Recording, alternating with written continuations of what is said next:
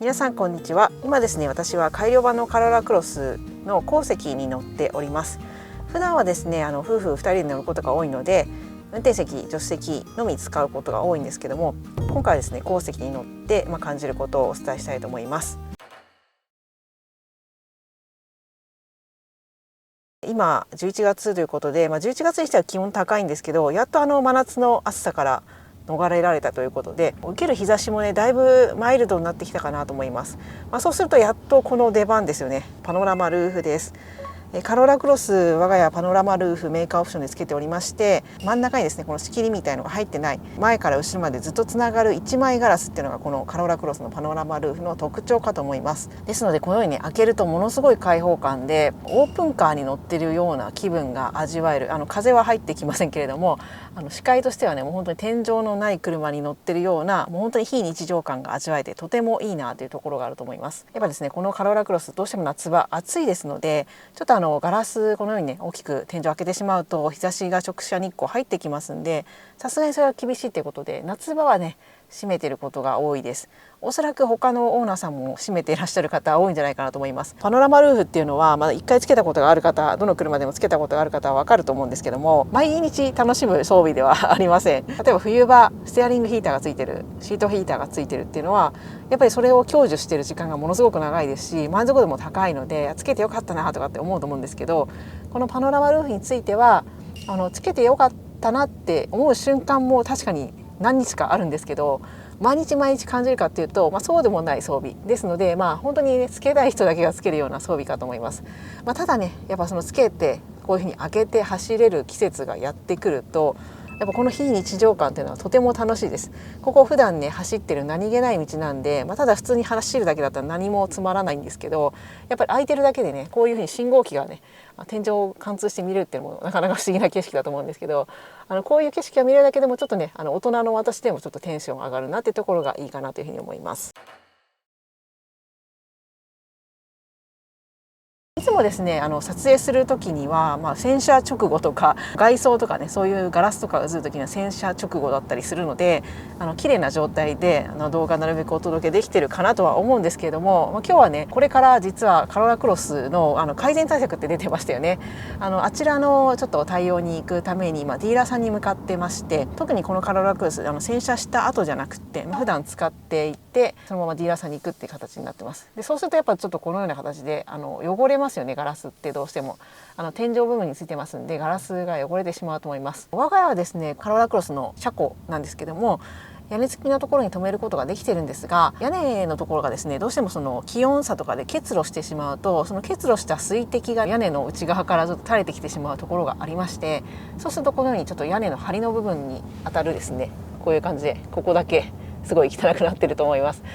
こんな感じになっちゃうんですよね。で初期型のカローラクロスもパノラマルーフつけてたんですけども、あの時はね屋根付きじゃなくて青空駐車をしてました。そうするともうこういうレベルじゃなくって、普段からずっとね青空ですので、いろんなホコリだったりとか水滴がもっとついて全面的に汚いんですけども、こんな感じのね汚れがついてしまいます。でこれが実はねパノラマルーフの日常を使っている時のリアルな姿です。この汚れを気にしなければこんな感じで引きで見るとねすごく空が見えたりとかして非日常感があってとても楽しいので、これでも十分なんですけど、例えばたまに乗せる友達とかたまに乗せる家族とか、カローラクロスの買ったからちょっと乗ってよっていうふうにねちょっとお披露目したいようなシーンってあると思うんですけど、その時はできればやっぱり綺麗な状態で乗りたいですよね。でただ天井なんで洗車した後ですねもね1日ぐらい置いてしまうとなんかちょっとね埃がかぶってたりすると思います。そうするとやっぱせっかくのねこの景色もちょっとね埃越しに見ることになってしまうので、我が家は結構青空駐車してた時にはこのパノラマルーフ開けたいなって時にはドライブ前にガラス部分をね拭いてから出ていました。ボディとかだと塗装面なので、例えばその花粉とか埃がついているとそのまま擦り始めちゃうとねそれが傷を作る元になっちゃうので、なるべくやらない方がいい。もちろん洗車の時に水流しながらこするってことがセオリーだと思うんですけども、パノラマルーフのねいいところは、塗装じゃないですよね。ガラスなので、いわゆるお家にあるような窓ガラスと同じなので、いきなり拭き始めても、特に目立つような感じの傷はつかない。ボディとは違うからっていうところがあるので、その点はすごくいいです。ですので、ちょっと手間ではあるんですけど、パノラマルーフをぜひ乗る人に見せたいんだって時にはぜひね拭いてから出かけることをおすすめします。拭くのはちょっと大変なところはあります。カローラクロス背の高さありますんで手届くの大変なんですけども、ここを拭いてあげるとねこういった汚れもなくなります。ただ今日はちょっとすいません、これディーラーに向かってて、その後洗車もしてもらえるということなので汚いままで今走っております。パノラマルーフなんですけども、ちょうどね鉱石の人の頭のところまでがこのガラスって形で、荷室の方はねちゃんとこんな感じでルーフになっています。外から見るとねどこまでがガラスなんだろうとか思われる方もいらっしゃると思いますし、パノラマルーフカノラクロス大きいから、もしかしたらこの荷室の方までね全部ガラスなんじゃないのとか思うと思うんですけども、実際のところはねこんな感じですね。座っている鉱石の人の頭をヘッドレストにつけるとちゃんとひさしの下に行くような形になります。ただ前から照ってくるとね暑かったりするんですけど、この荷室の荷物に関しましてはもう完全に日は当たらないようにもちろんなってますんで、その点はねすごくいいなというふうに思います。このカロラクロスねトノカバーはつけてないので、荷物はね見えますし、そういった意味ではねトノカバーつけた方がいいのかもしれないんですけども、実際その日よけって意味ですね、日差しって意味ではちゃんとパノラマルーフをつけても荷室はちゃんと黒くなりますので、その点はねとてもちゃんと考えられていると思います。案外この外から見ると全部一枚ガラスかなと思うんですけど、ここら辺でガラスは終わっています。カローラクロスの鉱石ね乗ってみて感じるところなんですけども、先ほどね車庫から私もちろんこの車に乗り込んでいるわけなんですけれども、そうすると隣の車がいるんですよね。非常に気をつけながらドアをもちろん開けます。ドアパンチは絶対しちゃいけないということで非常に気をつけて開けますし、ちょっとねバッファーを持ってなるべくその近づけすぎないところでドアを止めてね乗り込もうとします。そうするとやっぱりそのカローラクロスの鉱石っていうのはちょっとねやっぱりその乗り込み口、ここですね、足運びをするこのスペースがちょっとねやっぱり狭めかなと思います。ガバッとドアを開けられるような状況であればドアのことを気にせずに体の足運びだけ考えられるんですけど、ドアをちょっとねこう狭い駐車場とか、例えばその出かけた先の駐車場も狭かったりすると思うんですけど、ドアの角度がこうガバッと開けないでこれぐらいしか開けないってなってる時になると、やっぱここにねピンポイントで足を狙って入れるっていうのはちょっとねすごい体勢になるなというふうには思いました。ですので若い方とかであれば全然いいと思うんですけど、例えばちょっと親を乗せたいとかね、腰が悪い足が悪い人をちょっと乗せるんだって時にはちょっとねその乗り込みが大変なのだろうなというふうには思います。これどの車はもちろん鉱石ねこういう問題が発生するんですけど、特にカローラクロスはこのボディサイズ外から見るととても大きいですよね。なので広い車に乗るんだっていうような意識でドアを開けて乗り込む時にはなぜかちょっと思った広さよりも自分が乗り込む時ってちょっと窮屈な感じするなっていうのがあるので、そのギャップがねちょっとねなくなってくれたらいいかなというふうに思います。ちなみに今ね全席どれぐらいが合わせてるかっていうとこのように見ていただくと分かると思うんですが、ドライバーが今170センチの男性のシートポジションに合わせています。で分かりやすいようにそれと同じぐらいに助手席は今引いてるんですけども、そうするとやっぱりねこれぐらいの広さになります。今膝がこんな感じなんですけど、全然窮屈ではないんですけど、非常に余裕があるというわけでもない。もちろんこれで十分です。伸ばせます私は。ですけれども多分このカローラクロスの外から見た時の大きさとか実際のボディサイズから考えると、意外にもうちょっと広くていいんじゃないって感じるような広さっていう意味で、皆さんちょっと鉱石狭いなっていうふうにね言われるんだと思うんですけれども、確かに男性とかね体型の大きい方とか乗り込みにちょっと苦労する方であればもう少し広いといいなと思う鉱石かなというふうに思います。今一般道を走ってますんで、それほどこのロードノイズが高鳴ったりとか、いろんな風切り音が入ってきたりとか、そういう外から発する音っていうのはすごく静かな道路です。そうなりますとやっぱりねカローラクロスの快適性っていうのはめちゃくちゃ高くって、ロードノイズもしませんし、特に後席ってやっぱりゴーって音がしたりとかいろんな音すると思うんですけど、ものすごく静かな状態で移動ができています。先ほど乗り込みという点ではちょっと苦労する、そこはマイナスのポイントになっちゃうかもしれないんですけども、やっぱり乗ってしまった後にこの感じる空間の静けさとか、こういう快適度合いについてはやっぱりねかなりレベル高いなっていうのを感じます。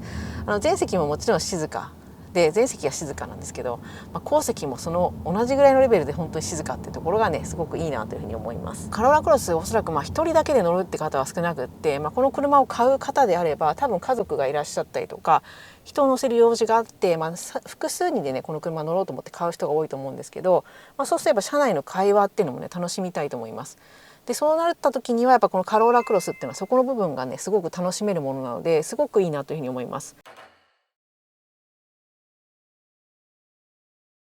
で今ちょっとガタンガタンガタンガタンっていうねちょっと段差のあるところをね乗り越えていっているんですけども、この時なんですけども前席よりはちょっとね段差を乗り越えて着地した時のドスンドスンドスンっていうのがお尻の下からポンポンポンポンってね伝わる率はちょっとね前席よりは高いと思います。ですので段差を乗り越えたなっていうか、スンガスンガスンガスンっていうのはちょっとわかるんですけど、それにしてもね後席でこのドスンドスンドスンドスン、これですね乗り越えてる感じとしてはものすごく柔らかいです。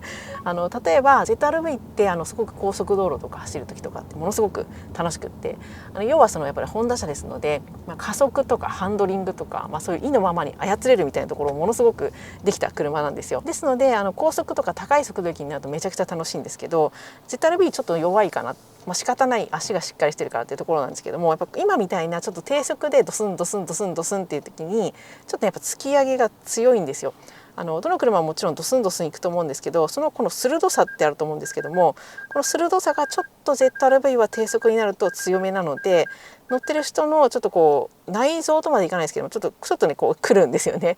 それがちょっと ZR-V の弱点というか、しょうがない点なのかもしれないんですけども、このカローラクロスに関しては、今ねよく通る道なんで ZR-V との比較も分かるんですけども、後席であれかっていう感じですね。後席でこのレベルで済むのかっていうのは柔らかさだったんで、やっぱりドスンドスンドスンドスンを受けた時の低速のね結構体に来るような響くようなドスンドスンなんですけど、あれが後席のこのトーションビームのところに座ってる私であってもレベルで柔らかく済んでくれるのかってところがすごいねやっぱ驚きだったので、やっぱ快適性、乗り心地の良さっていうのはやっぱカローラクロスすごいなというふうに思います。車に乗ってる時間の8割9割、例えば車に10年乗りました、そのうちの8割9割は一般道だと思うんですよね。なので一般道の乗り心地って実は大事だと思っていまして、やっぱそういう低速とかで走ってるこのスーパーに行くとかね、ちょっとショッピングモールにみんなで行くっていう時のこの低速で受けるガツンガツンがやっぱり優しい方が全体として満足度は高いと思うんですけども、この点がねカローラクロスすごくいいなと思いますし、それが前席だけじゃなくて後席に乗ってる人も同じレベルでやっぱ優しいっていうのがすごくいい点かなというふうに思っています。シートの角度に関しましては、多分ね皆さん好きな角度ってあると思うんですよね、リクライニングの。ただ私はすごくいいなというふうに思います。この足を下ろした時のこの足の角度とこの背もたれの角度が結構マッチしてるんで、なんか足だけ伸ばされてるとか、足はすごい直角なのになんか背中だけ寝かされてるとかって感じじゃなくって、なんかこの角度、足の角度とこの背もたれの角度が個人的に合ってるなというふうに思うんで、すごく自然に乗れるような感じかと思います。この辺りはとてもねカローラクロスの後席いいですよね。シートのクッション性とかに関してなんですけども、これもね全然悪くないと思います。ものすごいいいシートってわけでもないと思うんですよ。カローラクロスのシートって前席もそうなんですけども、シートにこだわってますみたいなところは特に売りにはしていないと思います。ですがやっぱり個人的にはトヨタ車のシートって外れはあんまりないなって最近思ってまして、やっぱりとてもね座った時に万人受けするところをね多分ものすごく研究してるんだと思うんですけども、なんか誰かには合うけど誰かには合わないみたいなことは結構少ないかなと思ってて、シート自体の素材の例えば柔らかさとか張りとかに関してはとてもいいと思いますし、座面の広さ的にもしっかりと大きなものがトヨタ車って乗っていると思うんですよね。なのでいろんな体型の人でもカバーできるようなものになっていると思います。先ほどそのシートが大きくていろんな体型の人に合うという話したと思うんですが、後ろ乗るとよくわかるんですけど、本当シートでかいんですよ。後ろから見た全席のシートのこのモリモリ感ですね。ものすごい肩幅の大きな男性が乗ってるような感じのこのモリモリ感ですね。これがあるんで、全席に乗ってる時もねすごい快適なんですよ。すごい幅広シートに乗れていて、かといってちゃんと体はホールドしてくれるんで、動くって意味じゃなくって、ゆったりと乗れるっていう感じがすごくあるんですよね。ホンダ車の方がもう少しシートはちょっとちっちゃめです。でこういう風な形でカローラクロスは多分ねいろんな方の体型でもあっても狭苦しい感じでなくね、窮屈感なく座れるのがいいんですけど、その点やっぱりその後ろから見るとモリモリ感がすごくって、やっぱちょっとこの辺りのね圧迫感っていうのはちょっとあるんですよね。後席の人からするとやっぱり視界っていうのは取りづらくって、我が家は上のねルーフがあるんで外の景色がここからも見えるんですけど、これ完全に天井だけパノラマルーフがついてないと、ここは黒くなりますよね。そうするともっと車内暗いと思うんですけど、そうすると視界どこから撮ろうかなって時にもちろん横はもちろん撮れますけども、やっぱり車乗ってる時って前向いて乗ってますんで、前の視界がもう少しいいと閉塞感ないかなというふうには思います。これ人によると思うんですけども、やっぱ圧迫感が嫌な人もいらっしゃると思いますし、もしかしたらそのお子さんとか車に酔いやすい方だとやっぱ前が見えるか見えないかって結構その酔いやすさに関わってくると思うんですけども、その点からするともう少しねこのシートをね大きいのいいんですけど、この圧迫感がもう少し減るような工夫、だから落とせるところは削るみたいなね、例えばここもこんな高さいらないと思うんですけど、この辺り切るとかこの視界取ってあげるとかって形のなんか落とせるところは落としてもらえると、もう少しだけでも圧迫感が減るのかなと思うので、この辺りの細かいシートの形状が今後トヨタ車の方も良くなってくると、すごい後席に乗っててのね快適性というのをアップするのかなと思います。ということで今回はですね、こちらカローラクロスの後席一般道に乗ってみて、また夏が終わりましたんで、こんな感じで汚い普段使いのですねパノラマルーフを開けながらちょっとお話をしてみました。今回の動画参考になったという方がいらっしゃいましたら、是非高評価ボタンだけでも押していただけますと嬉しいです。今後もこのチャンネルではカローラクロスの情報をお届けしていきますので、よろしければチャンネル登録をお願いいたします。ここまでのご視聴ありがとうございました。